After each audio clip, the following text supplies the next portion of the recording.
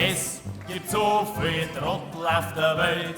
Es gibt so viel Trottel auf der Welt. Ja, und am schlimmsten sind die Leute, die alle glauben, sie wären so gescheit.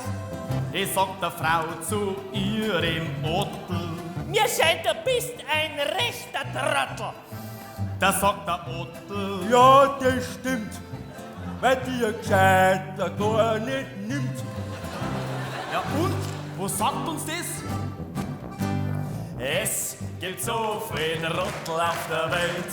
Es gibt so viel Trottel auf der Welt. Ja, und am schlimmsten sind die Leute, die alle glauben, sie wären so gescheit. Heut hab ich Kopfweh so stark schon, dass keine Tabletten helfen kann. Wenn er mir dein Gesicht so anschaut, armer Kerl, probier's einmal mit Rektalzapferl. Da schaut er doch dein Gesicht einmal an.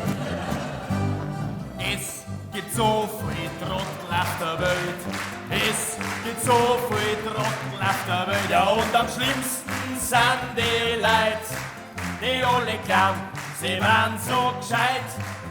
Ja, heut war's schon wieder spät. Ja, wenn im Stau nix weitergeht.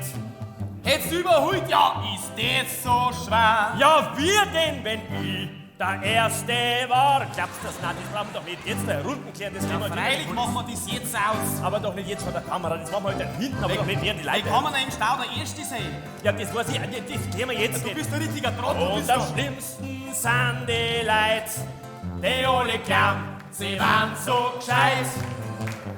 Es gibt so viel Trottel auf der Welt. Es gibt so viel Trottel auf der Welt. Ja, und am schlimmsten sind die Leute, die alle glauben, sie wären so gescheit.